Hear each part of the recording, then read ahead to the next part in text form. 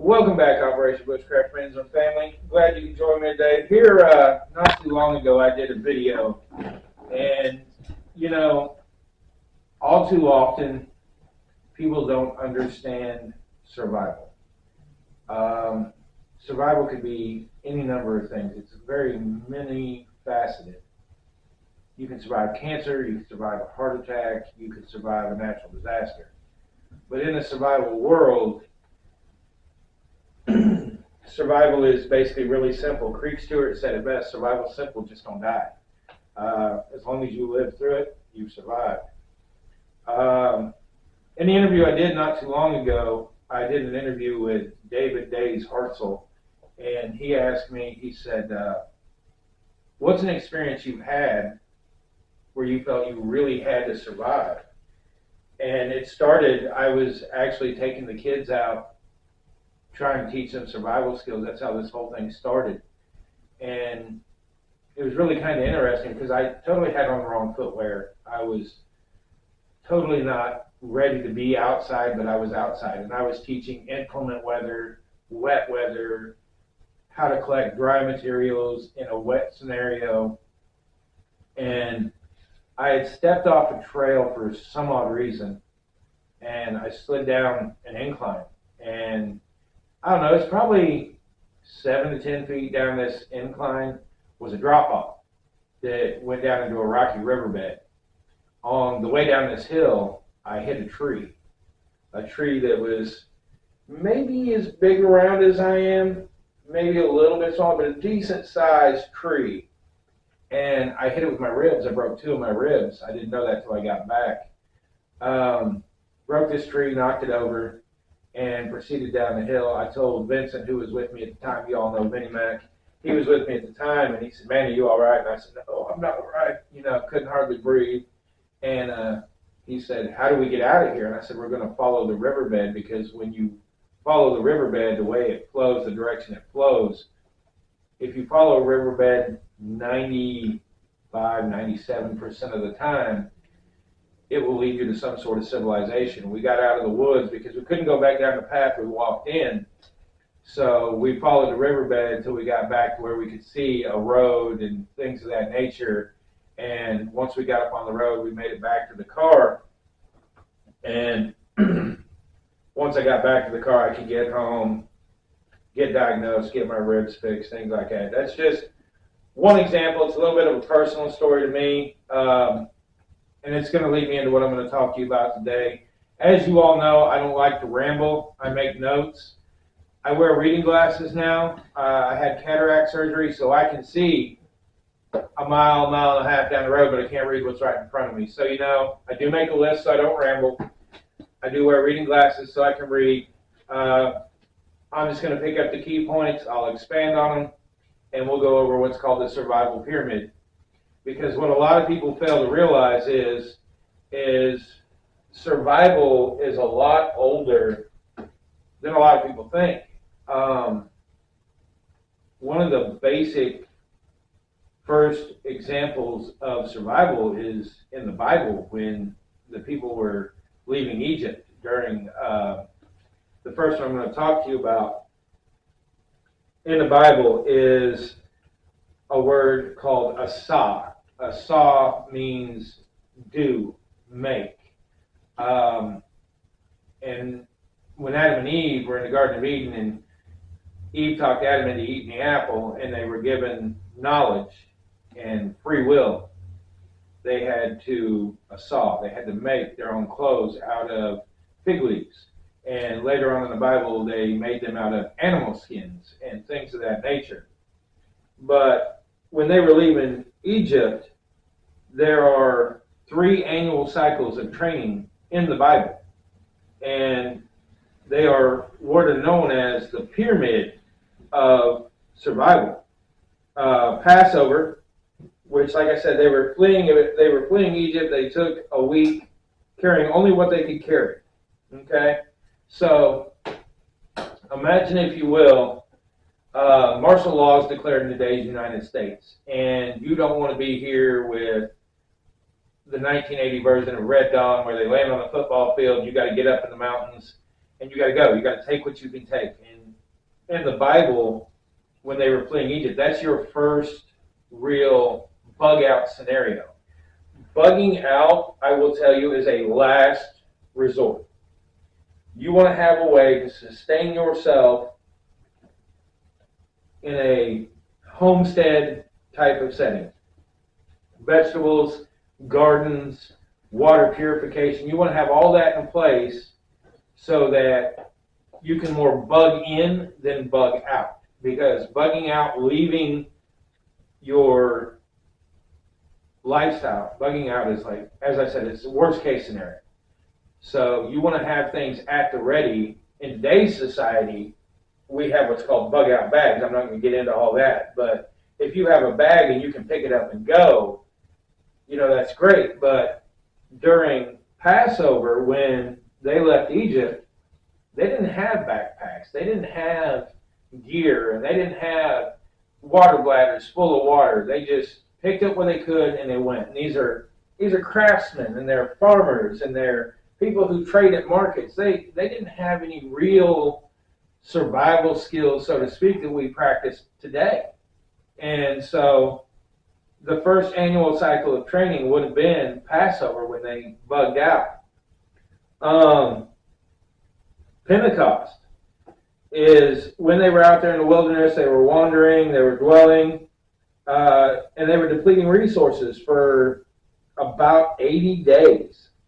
Moses went up in the mountains, and he talked to God, and come back down, and they broke the covenant by building a golden calf. And Moses went back up for another 40 days. Now they've been out there 80 days. And this is where they're learning to build their huts or their debris shelters. They're learning to live off the land. And this is where we get into bushcraft. We bugged out, now we're into bushcraft.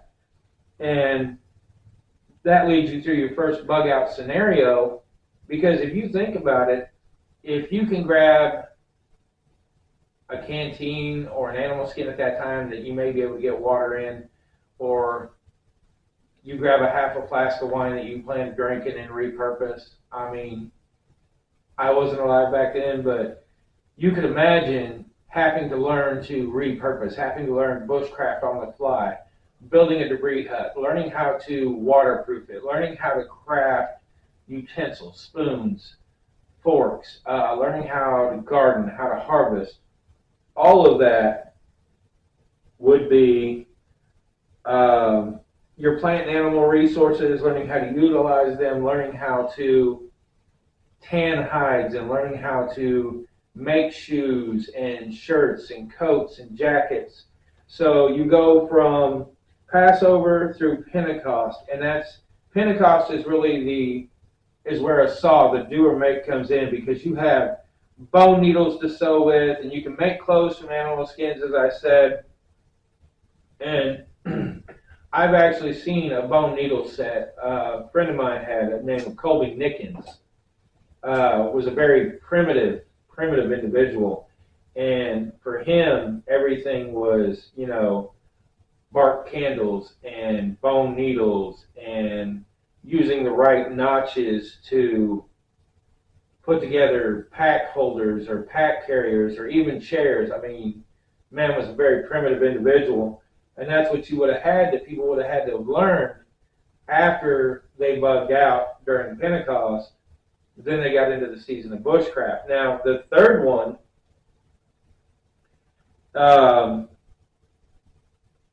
was what is called Sukkot, the holiday of living in a debris shelter called Sukkah for 1 week. It's in the New Testament, Revelations.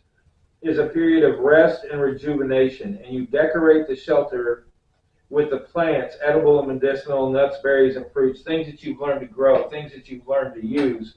During Sukkah, it's that 1 week where you go out and you practice those skills on an annual basis.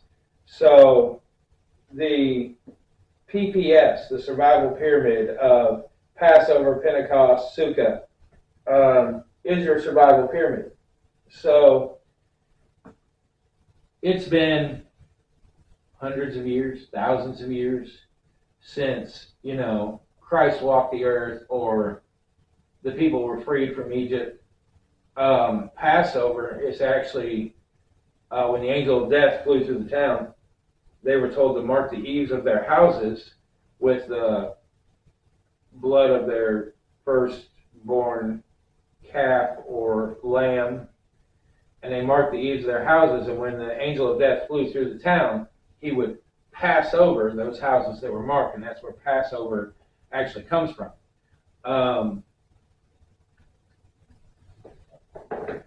I was talking Passover, and then Pentecost. Pentecost is when they fled. And then Sukkah is that period.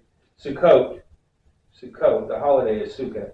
Sukkot is that period where they thrived in that bushcraft world, and annually you take the time to go out and do that training and that rest and that rejuvenation. You know, you are re-embracing, if you will, reinforcing that covenant with God and the trials and tribulations that were set forth by the earliest of people. And it's the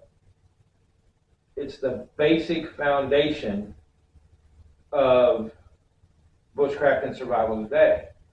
I tell people all the time, I don't know if it's true, I tell people all the time, Bible is an acronym, Bible. It is a book that gives you the basic instructions before leaving Earth. Now, I can tell you and give you basic instruction on how to ride a motorcycle. Am I going to put you on a $30,000 motorcycle and say good luck? Probably not. And if you're a young person in today's society under the age of 15, I could tell you how to basically drive a car. Does that mean I'm going to throw you my keys and let you go cruise around on a Friday night? Probably not. But if you came to me after I gave you the basic instructions and you said, teach me more, it is, give me a minute because I don't want to get this wrong. It's one of my many favorite verses in the Bible. And I'll tell you what I'm going to look up. I'm going to look up Psalms 1:1 because I don't want to misquote it. It talks about, blessed is the man that walketh not in the counsel of the ungodly, nor standeth in the way of sinners, nor sitteth in the seat of the scornful, but his delight is in the law of the Lord, and in his law doth he meditate day and night. So I'm going to pause right there because bushcraft and survival skills are my law. That is the skill set, that is the niche, if you will, and where I meditate both day and night so that I become better. And he shall be like a tree planted by the rivers of water that bringeth forth his fruit in his season. That is, if I go out and I practice my skills and I get good at my skills, I am planting those seeds that I am going to harvest later, which I'm going to come full circle to in a minute. And whatsoever he doeth shall prosper. The ungodly are not so, but are like the chaff which the wind driveth away. Therefore the ungodly shall not stand in the judgment, nor sinners in the congregation of the righteous. So I can go out and I can practice these skills, and I can instruct these skills, and I can mentor these skills to people. But only to the people who want to learn them, who really want to understand them. And I go with bushcraft and survival when, in all honesty, it goes full circle back to the beginning of the pyramid of Passover, Pentecost, and Sukkot. Because as a Christian person in today's society who is devout in their faith, you're going to have questions. You're going to have people who come to you, and you're going to have to plant those seeds, and you're going to have to mentor those people, and you are going to have to ask those questions, and you're going to have to study. By asking those questions in a Christianity setting, you'll be praying, and you'll be asking for answers, and you'll be asking for guidance. Just like if you came to me and you said, hey, I'm not really sure about a bow drill. I'm not really sure about a sawhorse and tillering a bow. Anything you come to me with about, you may have a basic understanding, but if I've studied it, if I've practiced my skills, then I am going to be able to mentor you and put you on a path where you can become stronger yourself. And I don't really think it matters what you do in life. Whether you're starting a new job and you're worried about how it's going to go. If you enter a new relationship and you wonder how it's going to go. If you're a Christian, if you're into bushcraft or survival, and you find yourself in a really bad situation, the only thing that's going to get you through it is faith. You've got to have faith. It's different for everybody. I have faith in many things, but most of all, I have faith in myself and my skills because I practice them. Some people may be mechanics, and they may have the faith that they can rebuild an engine and fix a car. Christian people have faith in their God and their religion, but without faith in yourself, it's not going to get you anywhere. I once heard a story of the 3 chairs of Christianity, where the first chair is the devout Christian who believes everything as the Bible teaches it and is devout in their faith and has no questions about their religion. The second chair is the person who has a fairly decent belief and kind of believes what the Bible says, but they're not real sure. So they question their religion a little bit, but for the most part, they follow their religion. The third chair is the person who is the most scared. And they just do what the Bible tells them to do and what they're told to do in church because they don't want to mess up, and they're so scared. But you can't be scared of striking a ferro rod, and you can't be scared of committing a small infraction or a sin and worry about really offending God or your God. You have to repent. You have to ask for forgiveness. In a survival situation, you have to forgive yourself. Your mindset and your mentality are everything. But it really comes full circle, like I said, because of as old as survival is, with Passover, Pentecost, and Sukkot, the PPS, that's the survival pyramid. And if you study your law and you meditate on your law, there's really nothing you can't do if you practice your skills, have a little bit of faith, and you remember that the biggest one to me out of all of these would probably be Sukkot, because they're going out once a year and they're reaffirming their faith. They're reaffirming their skills. And if you're not out there practicing and doing and believing and trying to be better every day, then there's a big difference between life being lived and living your life. And a lot of people have a life that is being lived, but not everybody is living their life. And when you go out and you're out camping, or you're at a survival event, or you're amongst those people where 2 or more are gathered, there I be. If you know, you know. You know exactly where that comes from.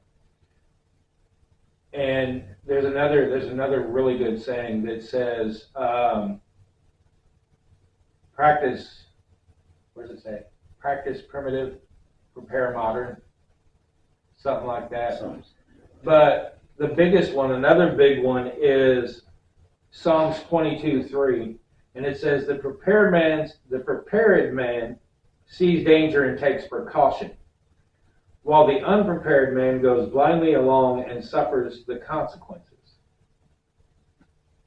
And that goes right back to practicing your skills, reaffirming your skills, just like reaffirming your faith, and survival pyramid of Passover, Pentecost, and Sukkot. I just wanted to give you a little heads up, give you the basis of how old survival skills really are, because if you think about it, it predates the indigenous tribes and the Native Americans. It predates everything. Survival started hundreds of thousands of years ago, but we didn't call it survival. We didn't call it bushcraft. But again, it's just a basic understanding. And if you don't go out there and you don't practice and you don't put yourself in situations, when the time comes, this is a really good way to put it, I think, in closing. When the time comes to go home or to be called home, are you really going to be ready? Did you do everything you need to do to survive the world in which you live? Through the trials, tribulations, persecutions, perils, did you do everything you could do to be saved? I guess that's a question every individual would have to answer for themselves. But the PPS, the Passover, Pentecost, and Sukkot, that is the pyramid of survival. That's where it all began. If you have any questions, any comments, any concerns, by all means, feel free to hit me up. Until next time, struggle to make pudding.